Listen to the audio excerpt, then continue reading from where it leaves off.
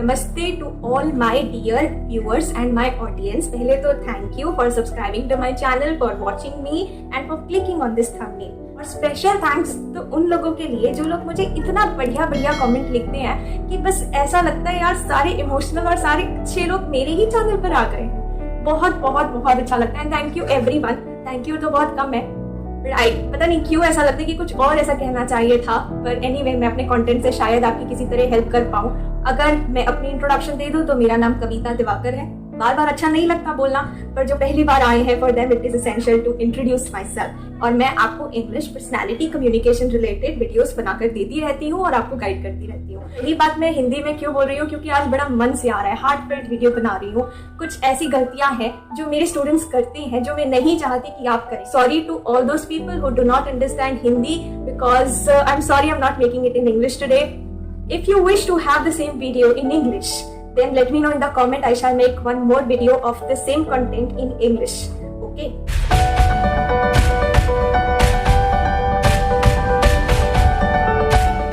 Since I started taking class from the month of March 2022 up till now, मैंने इतने सारे students से interaction किया है, इतने सारे लोगों से क्वेश्चंस पूछे हैं रिगार्डिंग इंग्लिश प्रॉब्लम और क्या क्या प्रॉब्लम्स उन्हें आ रही हैं। और पता है मोस्टली जो प्रॉब्लम्स आ रही है वो एक इंसान की नहीं है, वो सभी लोग वो सेम और कॉमन प्रॉब्लम लेकर आते हैं मेरे पास, और हर किसी के पास वही प्रॉब्लम, वही कंफ्यूजन और नो सोल्यूशन होता है। मैं वो पहले क्वेश्चंस बता दूं कि आप लोग क्या प्रॉब्लम्स फेस कर रहे हैं, और अगर आपके अंदर भी यही कोई प्रॉब्लम है तो भी मुझे कमेंट में बताइएगा, क्योंकि मुझे जब तक पता नहीं चलेगा तब तक मुझे ये नहीं पता चलेगा कि जो मैं बना रही हूँ आपके लिए कहीं किसी भी तरह से हेल्पफुल है भी कि नहीं। पहला क्वेश्चन ये जो स्टूडेंट्स मेरे पास लेके आते हैं कि उन्हें इंग्लिश आती है, उन्हें इंग्लिश आती है, वो लोग फ्लुएंट भी हैं, उन्हें खुद से बातें भी करनी आती है, बस वो किसी और के सामने जाती है ना तो हेजिटेशन होती है, नर्वसनेस हो जाती है, ब्लैंक हो जाती है, कुछ याद नहीं रहता। दूसरा प्रॉब्लम स्टूडेंट्स का ये है कि वो कहते हैं कि हम बहुत साल से प्रैक्टिस कर रहे हैं लेकिन इंप्रूवमेंट नहीं दिख रही मैम, बहुत महीने हो गए या साल हो गए। तीसरे तरह के स्टूडेंट्स वो जो कहते हैं मैम मैं हम अपने आप से ना मिरर में देख के बातें करता हूँ, और मैं बुक्स भी रीड करता हूँ, और मैं खुद से टॉपिक भी सिलेक्ट करता हूँ और बातें करता हूँ, लेकिन तब की इंप्रूवमेंट नहीं दिख रही है, मुझे इंग्लिश बोलनी नहीं आ रही। तो मैं ये तीनों क्वेश्चंस के आंसर देने वाली हूँ। कुछ प्रॉब्लम्स है आपके अंदर, समझिए इस बात को। आपकी पहली प्रॉब्लम का आंसर कि मैं हेजिटेशन फेस करता हूँ या नर्वस हो जाता हूँ या ब्लैंक हो जाता हूँ किसी के सामने बात करने से। प्रॉब्लम ये है भैया कि आप जब किसी से बात करते हैं ना तो आप दूसरे पर कंसंट्रेट करने लगती है कि ये तो मुझसे अच्छा बोल रही है, यह बोल रहा है, इसकी तरह तो मैं नहीं बोल सकता। फिर वो क्या क्वेश्चन पूछ रहा है, वो क्या आपसे जानना चाहता है, आप वो सोचते ही नहीं, आप तो उसी की बातों में खो जाती हैं। और जब आप उसी के बारे में इतना सोचेंगे तो खुद को मौका कब देंगे बात करने का। आप अगर हर बार किसी के सामने जाने से पहले इसी तरह डरेंगे और सोचेंगे कि मुझे नहीं आएगी तो कभी नहीं आएगी। रही बात रियल लाइफ एग्जाम्पल देने की, तो मैं आपको बताऊं ये जो ड्रेस मैंने पहनी है ना अभी इस वक्त, इसी सेम ड्रेस पर मैंने एक और वीडियो बनाई थी करीब पता नहीं कितने महीनों पहले, शायद 1 साल पहले।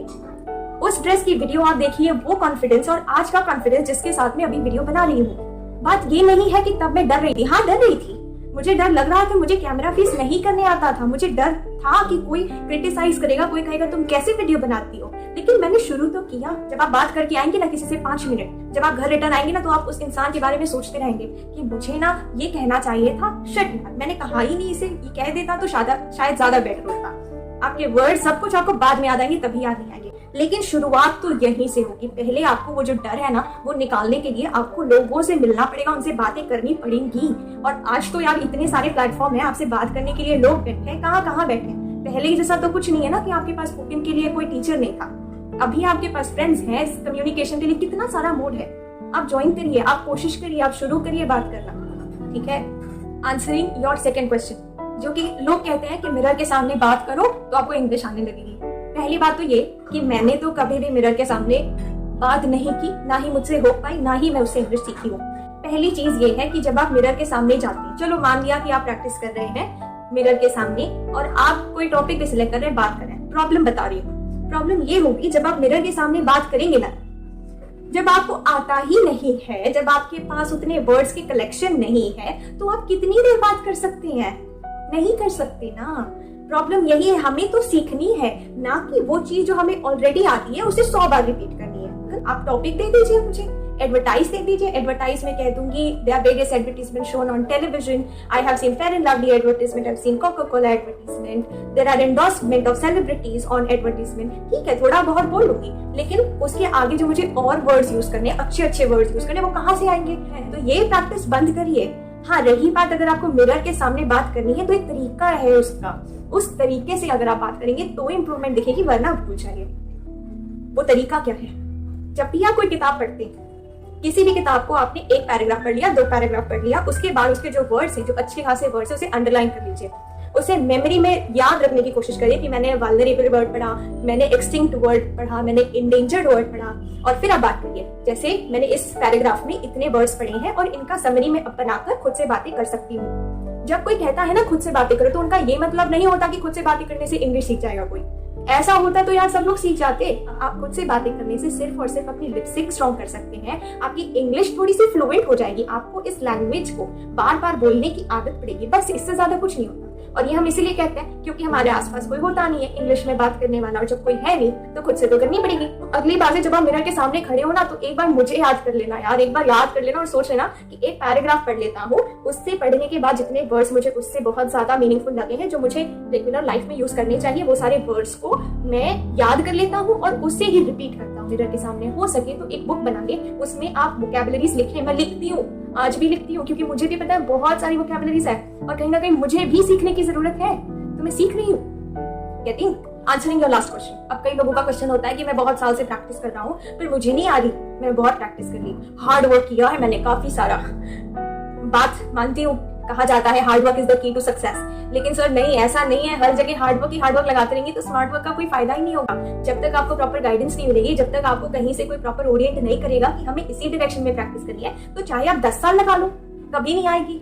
आप सोचते हो कि मैंने इंग्लिश पढ़ ली, आप खुद से 10 मिनट बात कर ली। जब आप कुछ नया नहीं ऐड कर रहे हैं ना लाइफ में, तो आप नहीं सीख रहे हैं। Very simple.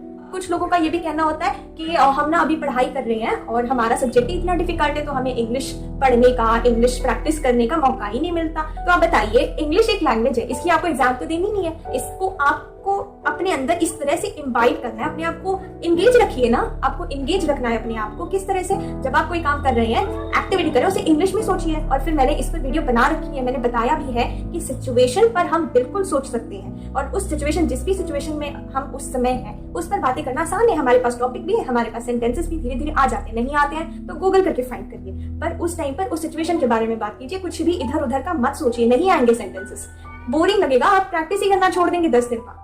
अगर आप कोई और पढ़ाई कर रहे हैं, तो किसने कहा कि आप वो पढ़ाई छोड़कर पूरे समय इंग्लिश को दे दीजिए? इंग्लिश कोई ऐसा है ही नहीं सब्जेक्ट कि जिसे आपको पूरा दिन पढ़ना है। नहीं, आप 15 मिनट 20 मिनट किताब तो पढ़ सकते हैं ना। इसमें कौन सी बड़ी बात है? आप कहिए 15-20 मिनट का भी आपको टाइम नहीं मिलता पूरे दिन में, ये तो गलत है। गलत है। आप YouTube तो देखते होंगे ना, वीडियोस देखते होंगे। लिसनिंग स्किल, ठीक है, लिसनिंग स्किल सब लोग इंप्रूव कर लेते हैं। सब लोगों को वीडियो देखना अच्छा लगता है, YouTube वीडियोस देख लिया, इंप्रूव करना है। लेकिन आप वो YouTube वीडियो देखने के बाद आप उस इंसान को कितना कॉपी कर रहे हैं, कितना उसकी तरह बोलने की कोशिश कर रहे हैं, या उसके एडवाइसेस को कितना फॉलो कर रहे हैं? नहीं कर रहे हैं तो वीडियो 100 देख लो, 1000 देख लो, बताओ फिर इंप्रूवमेंट होती है? तो मत करो ये सारी गलतियां, मत करो, नहीं तो नहीं आएगी। और रही बात उन लोगों की जो कहती हैं कि मैं 3 साल में सीख लूंगा, 5 साल में सीख लूंगा, 10 साल में सीख लूंगा, इतना टाइम है क्या? जिसे सीखनी है ना, वो 2 साल के अंदर सीख लेगा और एकदम बढ़िया से सीख लेगा। चलो उनको मैं एक्सेप्शन में रखती हूँ, या मेरी तरह लोगों को। जब मैंने शुरू करी थी तब नहीं था मेरे आसपास यार कोई जो मुझे हेल्प कर देता या बता देता, गाइड कर देता कि कविता ऐसा मत कर, इस तरह से प्रैक्टिस कर, नहीं तो नहीं आएगी। हाँ, वो गॉड ग्रेस कहेंगे जिस वजह से मैंने पढ़ाई करते करते सीख ली, अपने क्वेश्चन आंसर याद करते करते सीख ली, खुद को एक्सप्लेन करते करते सीख ली। मुझे कोई एक्स्ट्रा एफर्ट की जरूरत नहीं पड़ी या नॉवेल्स पढ़ने की जरूरत नहीं पड़ी। लेकिन ऐसा नहीं है कि मुझे सब कुछ आता है। मुझे अब भी वोकैबुलरी इंप्रूव करने की जरूरत है। मैं अब भी पढ़ती हूँ, अब मैं नॉवेल्स पढ़ती हूँ, अब मैं इधर उधर की बुक्स पढ़ती हूँ, जब भी टाइम मिलता है पढ़ती हूँ, क्योंकि मुझे लगता है कि मुझे और एडवांस बनना है। और हर रोज मुझे पता है कि मैंने आज कुछ सीखा।